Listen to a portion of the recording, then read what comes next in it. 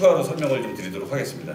사전에 질문지를 받아서 질문 내용을 제가 가지고는 있는데요. 먼저 슬라이드를 보시면서 중요한 내용들을 설명을 한번 드리고 그 뒤에 조금 더 질문에 대한 부분들을 답변을 해드리도록 하겠습니다. 이 자료는 안행부 밑에 인터넷진흥원에서 만든 공식적인 자료입니다. 제가 임의로 발췌해서 만든 자료가 아니라 공식적인 개인정보 보호 교육대, 목적은 사실은 공공기관용으로 나온 자료인데요. 공공기관에 해당되는 거는 빼고 이 조합에는 가장 부합이 되는 자료라서 제가 이거를 교재로 선택을 했습니다.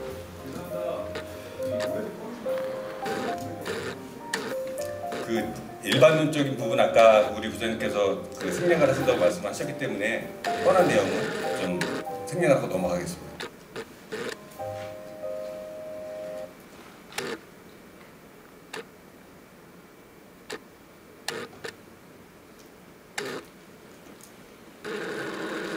개인정보보호법이 만들어진 계기는 정보 주체의 권리를 보장하기 위해서입니다. 정보 주체는 이 자리에 계신 여러분들도 인터넷, 온라인, 오프라인에서 개인정보를 주고받을 때 정보 주체로서 법적인 자연인으로서 활동을 하게 되시는 거고, 여러분들이 업무에서 우리 정보 주체, 회원, 판매사, 판매원 등의 정보를 받을 때는 개인정보 처리자라는 자격으로 일을 하게 되시는 거죠. 그렇기 때문에 두 가지를 다 똑같은 입장에서 생각을 한번 해보십시오.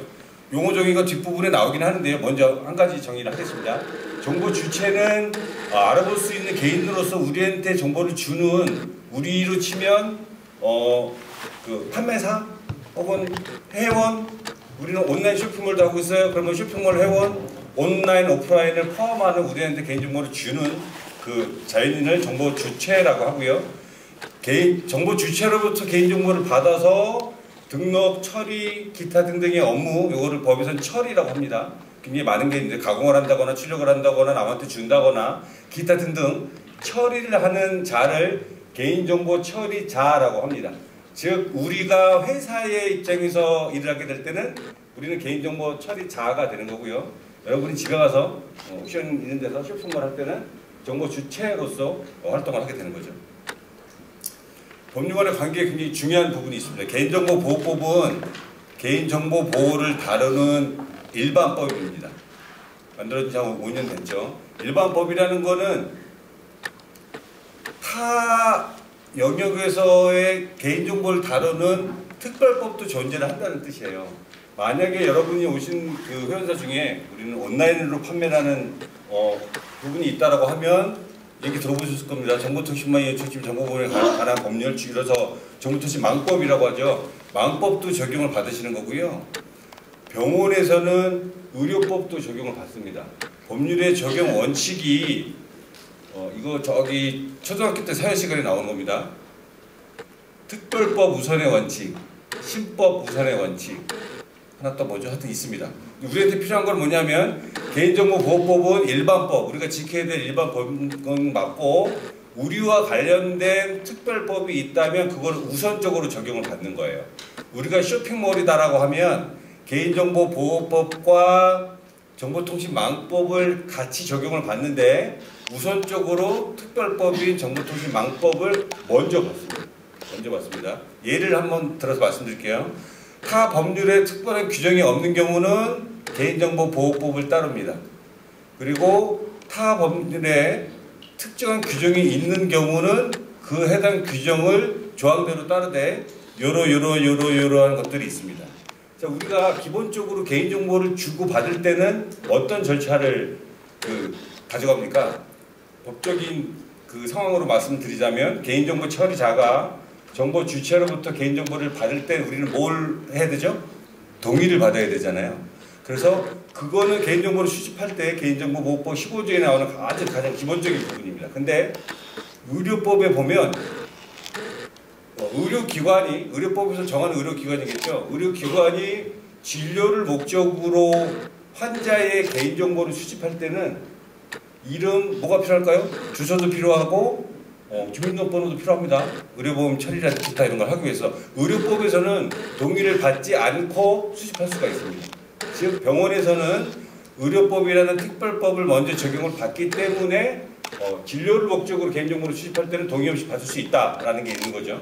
그래서 우리 조합하고 우리 회원사 그 분들하고의 관계가 있는 부분 방문 판매 등에 관한 법률이라고 있어요. 근데 이 법은 개인정보에 대한 부분이 그렇게 많이 들어가 있지는 않습니다. 일부 조금 들어가 있는데 그 뒷부분에 가서 말씀드리겠습니다. 자, 그래서 기본적으로 우리는 개인정보 보호의 일반법인 개인정보보호법을 따른다라고 생각을 하시면 됩니다.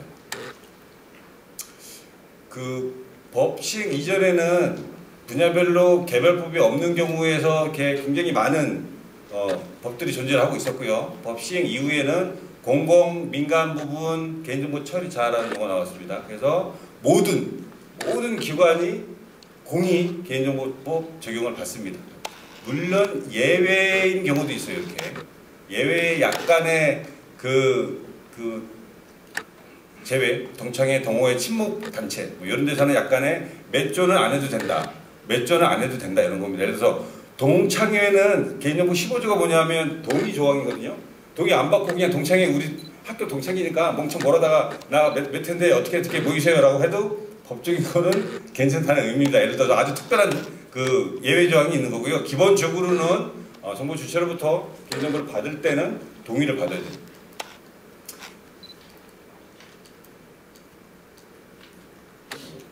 들어가고 있습니다. 추진 체계는 개인정보보호법은 안행부 주관으로 진행을 하고 있고요. 요정편은 넘어가도록 하겠습니다. 그리고 각각의 그 예하 부서에서는 거기에 맞는 법들을 이렇게 하고 있고, 방판법은 소관부처가 어딘가요?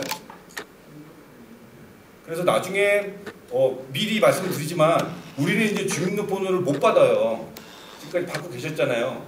근데 받고 계신 것도 사실은 위법이었어요. 그리고 앞으로는 개인정보보호법이 개정이 되면서 더 못 받아요. 어쨌든 과거는 과거로 치고 앞으로는 못 받는데, 그거를 받을 수 있으려면 법령에서 정한 바가 있어야 됩니다. 즉 법 안이나 시행령 안에 그 내용이 명시적으로 있어야 되는데, 우리 시행규칙 15조에 들어가 있어요. 이렇게 판매원 신청할 때는 된다고 돼 있는데 뒷부분 장표에 나올 겁니다. 개인정보위원회도 넘어갈게요. 우리하고 직접 관계가 없으니까. 그래서 가장 중요한 부분이고 오늘 제가 말씀드릴 것 중에 제일 크게 적용이 되는 부분입니다. 자, 주민등록번호 수집의 법정주의가 이제 발효가 됐어요. 예전에는 법 개정 전에는 별도 동의를 받은 경우에는 주민등록을 포함한 고유 식별정보를 처리가 가능했습니다. 고유 식별정보는 주민등록번호, 운전면허번호, 외국인 등록번호, 여권번호예요. 우리가 소위 말하는 관공서 와서 우리를 자기 신분을 증빙할 수 있는 게 요 정도 4가지가 되는데, 그거를 고유 식별 처리라고 하고, 별도 동의라는 거는 뭐냐면 동의를 쭉 받는데 이러이러한 목적으로 주민등록번호를 제공하는 걸 동의합니다라고 별도로 동의함, 안함 이렇게 하나를 만들어 놓은 걸 별도 동의라고 합니다. 별도 동의를 받았으면 예전에는 처리가 가능했어요. 근데 이번에 법이 개정이 되면서 주민번호에 한해서는 정보주체의 동의를 통한 수집도 원천 금지가 되어 있습니다. 동의를 여부하고 상관없이 못 받는 거예요. 그래서 어느 때 받을 수 있느냐? 법령에서 구체적으로 이러이러한 목적으로 주민등록 처리를 요구하는 경우, 이럴 때는 받을 수가 있고, 여기 이제 조항가 나와 있습니다. 그래서 마찬가지입니다. 구체적으로 고유식별 처리를 요구하는 경우, 기타 행정자치부령으로 정하는 경우. 그래서 이렇게 된 거는 동의를 받으면 주민등록번호를 받을 수 있게 법을 만들어 놓으니까, 여러분들도 어디 갔는데 뭐 회원가입한다고 동의하라 그러면 동의합니까 안 합니까? 일단 하고 오잖아요. 괜히 또 안 했다가 우리나라 사람들이 굉장히 긍정적인 사람입니다. 굉장히 많은 게 있는데 왠지 안 하면 뭐가 저한테 손해가 올 것 같아요. 뒷부분 거 먼저 조금 땡겨서 말씀드리면, 어떤 서비스에 가입을 하는데 앞에서는 중요한 서비스 약관, 개인정보 동의 막 있는데 뒷부분 가면 3자 제공 동의 이런 게 있어요. 3자라는 거는 나와 개인정보 처리자가 아닌 제3자, 남한테 내 개인정보를 어떠한 목적으로 줄 수 있다는 거거든요. 근데 그거 잘 안 읽어보잖아요. 근데 그 안에 이렇게 읽어보면 뭐라고 되어 있냐면, 이런 보험 판매사 이런데 네 정보를 줄 거다라고 이렇게 돼 있어요. 법에서도 3자 제공을 할 때는 별도 동의를 받으라고 되어 있습니다. 그 말은 3자 제공에 대한 내용이 이렇게 있고 아래 동의함, 동의하지 않음 이렇게 돼 있을 거예요. 예전에는 동의 안 함 그러면 회원을 안 받아줬어요. 그럼 결국엔 어떻게 돼요? 무조건 울며 겨자 먹기로 동의를 했는데 지금 개인정보보호법에는 3자 제공에 동의하지 않는다는 이유로 서비스의 용역에 제한을 둔다거나 불이익을 주면 과태료 2천만 원 이하의 과태료가 됩니다. 즉 여러분들도 3자 제공 항목이 있을 때는 과감하게 저는 이거 동의 안 할 거예요 라고 하셔도 돼요. 근데 온라인 홈페이지인데 3자 제공을 안 했더니 진행이 안 돼요. 그러면 그 홈페이지 위법입니다. 여기 질문 내용 중에도 하나 있는데 자 그러면 우리 쇼핑몰에 우리가 자 주문을 했어요. 그러면 자 회원이 일단 우리 쇼핑몰에 오는 과정부터 생각을 하겠습니다. 제일 먼저 우리는 뭘 받아야 돼요? 개인정보 아이디랑 뭐랑 받잖아요. 받는데 개인정보보호법의 첫 번째 원칙 수집 최소화의 원칙이 있습니다. 조금만 받으라는 거 조금. 수집 최소화에 대한 입증은 개인정보 처리자가 진다, 부담한다라고 법령에 되어 있습니다. 그 말은 뭐냐면 어디는 갔더니 항목을 20개를 받아요. 어딜 갔더니 5개밖에 안 받아요. 보통 쇼핑몰이니까 뭐 받죠? 이름, 아이디, 주소, 이메일, 전화번호 이런 거 받잖아요. 자, 최소화 원칙에서 한번 보겠습니다. 자, 아이디, 비밀번호 이런 거 당연히 받아야겠죠. 로그인 해야 되니까. 주소를 왜 가입 시에 받아야 될까요? 쇼핑몰이니까? 이 사람이 물건을 샀나요? 안 샀잖아요. 그쵸? 그 순간에 필요하지 않은 거는 받지 말라는 게 최소주의입니다. 그래서 요새는 쇼핑몰도 가입할 때 주소를 안 물어봐요. 이메일 물어보고 이메일 인증 같은 걸 하죠. 본인 확인 필요한 건 본인 확인 하거나. 그러면 언제 주소는 언제 입력받으면 돼요? 그 사람이 물건 샀을 때 배송 시점에서 입력받으면 돼요. 그것도 내가 회원 가입할 때 주소 아니라 다른 주소도 입력할 수 있지 않습니까? 그렇기 때문에 그 시점에서 찾고 여러분이 혹시라도 안행부나 인터넷진흥원의 개인정보 보호에 대한 점검을 받게 되면 개인정보를 뭘 수집을 하고 계시죠? 라고 물어봅니다. 그러면 이러이러한 목적으로 이거를 수집하고 있는데요 라고 알려주실 거고 하나하나씩 묻습니다. 이 정보는 어디다 쓰죠?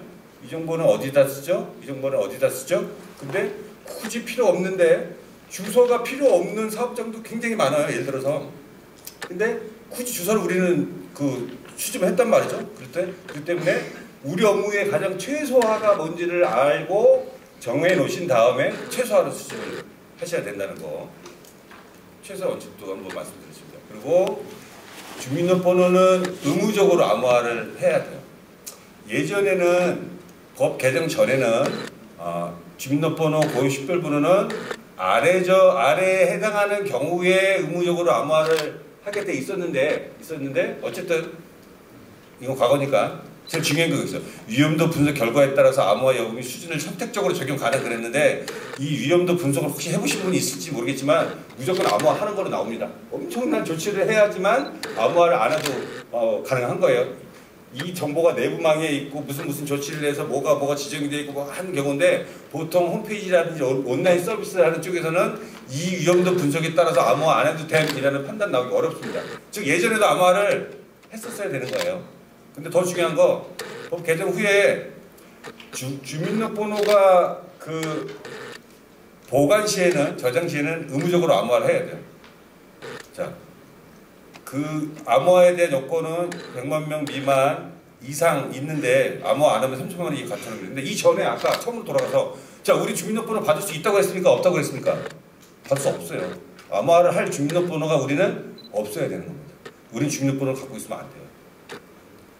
개정사항은 징벌적 손해배상제 여기서 제가 자세히 설명을 안 드리는데 우리 판매사 혹은 회원들 하고 우리 개인정보 처리자의 관계가 굉장히 좋은 기관도 있어요.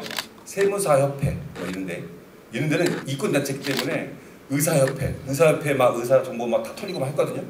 근데 그 회원들이 의사협회를 상대로 너 니네 우리 털렸으니까 막 손해배상 할 거야 라고 하느냐? 안 해요. 거기는 우호적인 우리의 이익을 대변되기 때문에. 근데 대부분 여러분이 협력적으로 일을 하지만 사람이 한순간에 빈정을 상하면 나를 이렇게 손해보게 만들었어? 그럼 내가 당신네들을 뭐 어떻게 피해보게 하거나 귀찮게 할 수 있는 게 뭐가 있을까? 그 중에 하나가 개인정보보호법이에요. 그렇기 때문에 이런 동의 절차부터 이런 부분을 법에서도 징벌적 손해배상제도 이런 게 있기 때문에 아직까지는 이게 강하게 하기가 어렵습니다. 만들어놨지만 예전에 우리나라 이렇게 큰 기관에서 털렸다는 표현이 뭐야지만 유출이 됐을 때 이거 적용을 하면 기업 망해야 돼요. 그러니까 법은 분명히 근거를 저항을 만들어놨다는 거고. 그리고 개인정보의 출처 고지를 의무화를 하러 갔습니다. 예전에는 개인정보가 이렇게 와서 흘러가는 경로가 있습니다. 이거를 개인정보의 흐름이라고 하고요. 여러분들 이 자리에 계신 분들이 개인정보 보호를 담당을 하거나 직간접적으로 또 회사에서는 개인정보 보호 책임자인 그 분도 계실 거예요. 그래서 우리 회사는 어떠한 종류의 개인정보가 있고, 예를 들어서 판매사 혹은 우리의 온라인 회원 혹은 오프라인의 우리 임직원도 개인정보죠. 임직원도 개인정보 보호법에 의해서 보호받는 겁니다. 어떤 종류의 개인정보가 있는지, 몇 건이 있는지, 얘는 어디서 수집을 했는지, 수집 경로가 되겠죠. 그리고 어디에 저장이 되는지. 우리 인사 시스템이 있으니까 우리는 뭐 도전 쓰니까 거기에도 저장이 될 거고, 인사 담당자 PC에는 뭐 이런 것도 있을 수 있겠죠. 그리고 그 다음 중요한 거, 어디에다 주는지. 법적이나 이런 데 의해서 세무서에 주는 거는 동의 안 받아도 돼요. 그건 당연히 의무니까. 그렇지만 이거를 우리는 계열사야. 회사만 아버지가 저기 회장이고 다 아들, 딸들이 다 사장이에요. 그렇지만 사업자 등록번호 다르면 남입니다. 법인 등록번호 다르면 남이에요. 즉 우리가 같은 계열사라고 우리가 받은 거를 남한테 그냥 준다? 동의받지 않은 3자 적용입니다. 5년 이하의 징역이나 5천만 원 이하의 벌금에 처해지게 되는 거예요. 예를 들어서 A라는 그룹사가 있었는데요. 인사 채용을 하면 이력서를 이렇게 막 받아요. 근데 서류 전형에 탈락한 사람이 자기 계열사에 지원을 하는 것도 자기네들은 싫다. 어차피 한 군데 탈락하면 우리는 서류 전형에서 자르겠다. 이런 목적으로 그 개인 정보를 타 회사의 인사과하고 공유를 하게 되는 케이스가 있었습니다. 상식적으로 불법이죠. 그래서 만약에 그렇게 하려면 이러한 목적으로 이런 걸